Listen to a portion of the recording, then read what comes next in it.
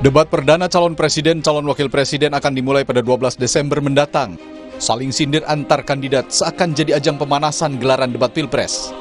Seperti sindiran cawapres nomor urut 2 Gibran Rakabuming Raka soal fasilitas komputer SMK di Jawa Tengah yang disebutnya jadul alias ketinggalan zaman. Gibran mengatakan kendati itu merupakan ranah pemerintah Provinsi Jawa Tengah, namun ia mengganti komputer-komputer itu dengan yang baru di saat awal dirinya menjabat sebagai wali kota Solo. Dulu itu waktu awal-awal saya menjabat di Solo itu kita kunjungan ke beberapa SMK ya. Sebenarnya SMK itu bukan ranahnya wali kota sih, tapi ranahnya gubernur. Tapi karena keadaannya kurang baik, kami memberanikan diri untuk membuat konsorsium. Jadi itu isinya perusahaan-perusahaan besar.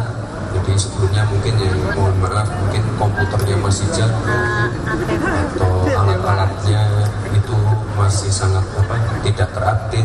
Ini kita update semua. Sindiran Gibran langsung direspons calon presiden nomor urut 3 Ganjar Pranowo. Mantan gubernur Jawa Tengah ini mengatakan, dengan komputer yang ketinggalan zaman saja, SMK di Jawa Tengah bisa menghasilkan tenaga kerja siap pakai. Ganjar pun memandang apa yang disampaikan Gibran itu sebagai catatan, bahwa Gibran sudah siap adu gagasan dalam debat Capres-Cawapres. Jadul aja bisa menghasilkan tenaga kerja siap pakai ya, apalagi modern. Dan saya senang karena beliau memberikan catatan. Jadi ini sangat bagus sekali buat saya. Kelihatan kalau beliau pun siap debat gitu ya. Jadi agak fitnah itu yang mengatakan beliau tidak siap debat gitu. Beliau siap, punya catatan. Dan kebetulan ketika konsorsium itu dibuat, saya ikut bersama beliau.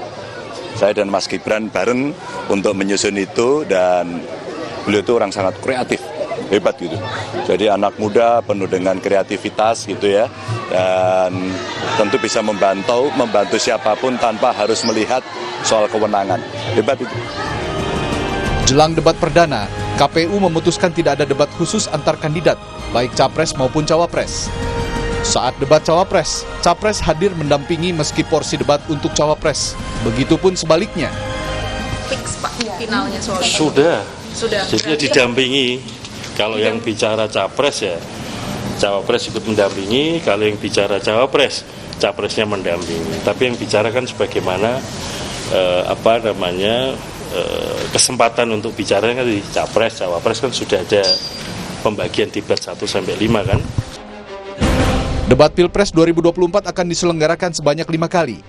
Debat pertama akan berlangsung pada Selasa 12 Desember mendatang dengan tema pemerintahan, hukum, HAM, pemberantasan korupsi, penguatan demokrasi, peningkatan layak publik, dan kerukunan warga. Tim Liputan, Kompas TV.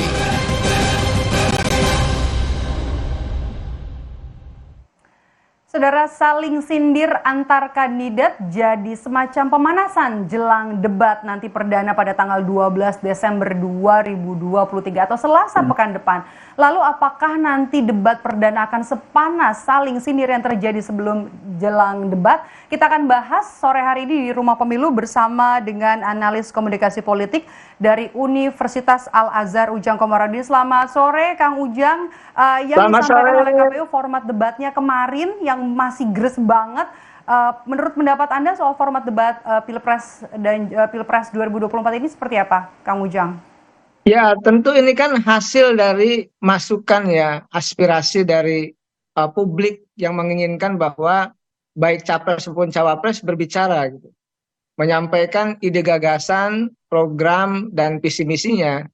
Nah, kelihatannya ketika sudah diputuskan di mana debat capres cawapres itu adalah didampingi ya masing-masing episode, masing-masing debat itu ada 2 pasang, tapi ketika debat capres ya capresnya yang bicara, ketika debat cawapres, cawapresnya yang berbicara. Kelihatannya ini jalan tengah yang dilakukan oleh KPU karena banyak kritikan ya dari publik, dari masyarakat bahwa cawapres tidak mau debat sendirian gitu antar cawapres. Tetapi saya melihat itu sesuatu yang positif ya ketika misalkan cawapres diberi porsi yang banyak, yang besar, setara dengan cawapres lainnya, dan itu apa namanya dilakukan sendiri walaupun memang hanya didampingi oleh capresnya. Artinya ketika berbicara, ketika adu gagasan, adu program, adu visi misi, ya cawapres yang berbicara, hanya mungkin berbisik-bisik begitu ya kepada capresnya atau berdiskusi dengan capresnya ketika debat cawapres dilakukan. Jadi saya melihat kelihatannya ini jalan tengah, jalan moderat yang dilakukan oleh KPU karena banyaknya kritikan-kritikan publik yang deras yang dilakukan publik kepada KPU. Begitu Mbak Maido.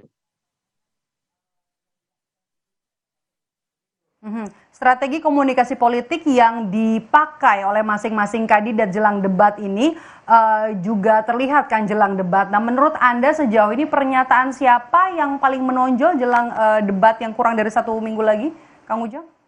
Ya, tentu kita harus melihat secara komprehensif ya. Kita kalau wacana publik, narasi publik gitu ya, ya tentu semuanya punya kelebihan dan kekurangan dalam berkomunikasi ya, ketika berkampanye. Ya isu yang dilempar, lalu juga gagasan yang publikasi, visi misi dan program yang sudah diluncurkan.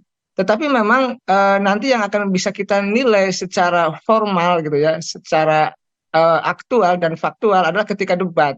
Jadi kita tunggu saja nanti debatnya seperti apa, agar nanti rakyat Indonesia bisa menilai, mengkritisi gitu sekaligus juga bisa membedakan mana yang betul-betul capres-cawapres bisa menyampaikan ide gagasan program dan ide visi misinya dengan baik ya, dengan rasional dan bisa diterima oleh publik, mana yang memang biasa-biasa saja atau sedang-sedang saja. Kita bisa nilai ketika debat nanti kalau nggak salah tanggal 12 ya Desember nanti. Kita tunggu begitu, Mbak Maido. Kang Ujang, kalau sindiran saut-sautan ya antara Ganjar dan juga Gibran, menurut Anda ini juga bagian dari strategi komunikasi politik jelang debat nanti? Ya, ini kan kalau ada debat, ada pradebat. Ya, debat itu kan sifatnya formalistik yang dilakukan oleh penyelenggara pemilu, dalam hal ini oleh KPU begitu. Nah, tentu ada wacana-wacana atau gagasan-gagasan yang mengiringi itu. Nah, itu ya saat ini ketika mereka saling sindir, saling singgung begitu ya, ya ada juga mungkin seolah-olah menyanjung padahal mengkritik begitu. Seolah-olah baik-baik tetapi di situ mengandung makna kritikan yang tajam begitu. Ya banyak cara yang dilakukan oleh para kandidat capres-cawapres untuk saling kritik, saling sindir. Ini artinya ya saya melihatnya ini bagian daripada proses demokrasi yang sehat ya. Yang penting jangan saling memfitnah saja. Yang penting jangan saling tebar hoax.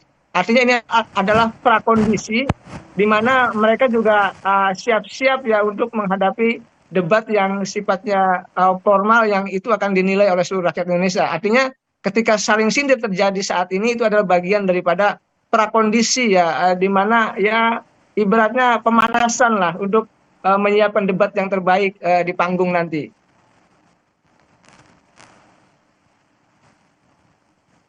Oke. Kang Ujang, kalau kita lihat kan sekarang Gibran semakin berani. Banyak sekali statement-statementnya yang bisa kita lihat jelang debat atau Anda tadi katakan pradebat gitu. Banyak yang muncul statement yang banyak juga yang bisa di-quote jelang debat ini. Ini juga jadi strategi sendiri. Ya harus ya. Siapapun capres-cawapresnya termasuk Gibran itu harus melahap panggung-panggung debat atau wacana publik yang ditanyakan kepada mereka. Tidak boleh capres-capres itu menghindar ataupun tidak melakukan respon-respon yang positif terhadap pertanyaan-pertanyaan publik. Oleh karena itu saya melihat ketika misalkan Gibran siap untuk berdebat, ya nanti kita lihat kita nilai seberapa bagus melemparkan ide dan gagasan ketika debat nanti. Oleh karena itu ya ketika keberanian itu muncul, tumbuh ya dari siapapun capres-cawapres termasuk dari Gibran, itu hal yang positif, yang bagus. Kenapa? Karena seorang capres maupun cawapres itu harus diuji. Itu ada uji publik. Nah, salah satu uji publiknya adalah keberanian untuk berdebat, keberanian untuk adu ide dan gagasan, keberanian untuk adu program dan visi misi. Itu yang harus dilakukan karena bagaimanapun seorang kandidat capres-cawapres harus capable ya, harus mampu, harus punya kapasitas dalam konteks intelektualitas maupun pembicaraan yang memang itu bisa diterima oleh publik. Ketika misalkan penyampaiannya bagus, gagasannya bagus, sangat rasional, misalkan nanti bisa diimplementasikan, itu kan akan mendapatkan dukungan dari publik seperti itu. Oke, tapi saling menyampaikan pernyataan bahkan juga sindiran, apakah kita sepakat kalau di sini jadi strategi sendiri masing-masing kandidat untuk jadi ajang pemanasan nantinya jelang debat, Kang Ujang? Ya, saya sepakat ya. Kenapa? Karena begini, dalam konteks berkampanye nggak mungkin diam, nggak mungkin tidak melempar isu, tidak mungkin tidak melempar wacana. Oleh karena itu saya melihat ketika mereka saling sindir, ya saling kritik, itu hal yang positif, yang bagus. Yang penting ketika sindirannya itu direspon dengan positif juga. Jadi jangan dibalas dengan hal-hal yang negatif. Itu yang harus dilakukan. Karena sejatinya ketika kampanye sudah dimulai, ya debat akan sedang disiapkan begitu. Makanya wacana-wacana apapun terkait dengan persoalan-persoalan bangsa, ya mereka harus kuasai. Baik dalam wacana debat formal maupun dalam konteks tadi saling sindir, saling kritik di wacana publik. Karena ini akan mendewasakan kita. Kan tidak mungkin berkampanye itu misalkan tutup mulut, atau berkampanye itu adalah diam, tidak mengkritik, tidak saling mengkoreksi, tidak saling mengevaluasi, kan nggak bagus. Oleh karena itu wacana yang harus dibangun, ditumbuhkan atau dikembangkan oleh kandidat capres cawapres adalah membangun konstruksi wacana tadi saling kritik yang memang rasional, yang memang bisa diuji, yang memang terukur, yang memang ada ide gagasan yang disampaikan. Itu penting begitu. Kenapa? Karena bangsa ini haruslah mencari pemimpin yang betul-betul punya ide gagasan besar untuk bisa menyelesaikan persoalan-persoalan bangsa ke depan. Begitu Mbak Maido. Oke, berarti ini bisa jadi ajang pemanasan ya. Kita langsung saja ke debat perdana. Debat perdana ini kan nanti akan membahas isu pemerintahan, kemudian hukum, kemudian juga ada HAM, pemberantasan korupsi, penguatan demokrasi, kemudian juga ada peningkatan pelayanan publik. Nah, ya menurut Anda Kang Ujang, yang paling diminati, yang paling efektif nanti bisa sampai kepada publik yang bisa untuk nge-grab suara itu yang mana, Kang Ujang? Isu-isu yang akan dibahas nanti di debat perdana. Pertama soal hukum ya. Hukum itu paling penting yang menjadi pondasi dasar kita dalam berdemokrasi, dalam menjalankan tata kelola pemerintahan. Karena saat ini kan bagaimana banyak kritikan dari Pak Mahfud MD sebagai Menko Polhukam gitu terhadap pemerintahannya sendiri. Lalu juga ada kritikan dari Pak Ganjar juga terkait dengan persoalan hukum di Republik ini. Jadi saya melihat wacana atau isu soal hukum ini akan menjadi fokus penting ya dalam konteks perdebatan nanti. Yang kedua saya melihat isu soal demokrasi ya. Ya banyak wacana yang muncul, isu-isu yang muncul yang seolah-olah itu meminggirkan demokrasi. Nah, itu kan harus dijawab oleh para kandidat lah capres cawapres, tantangan ke depan seperti apa dalam konteks penegakan hukum. Karena dalam demokrasi ya penegakan hukum itu menjadi prioritas, menjadi utama. Jadi kalau demokrasi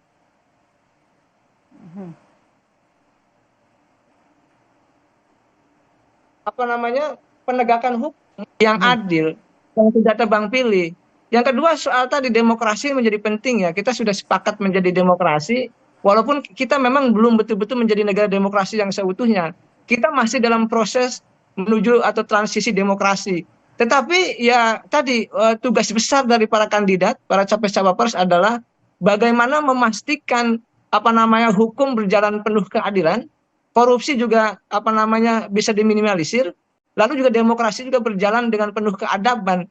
Ini saya meyakini itu poin-poin penting ya, 2 poin penting di antara tadi isu-isu atau poin-poin yang akan diperdebatkan soal pemerintahan dan lain sebagainya itu.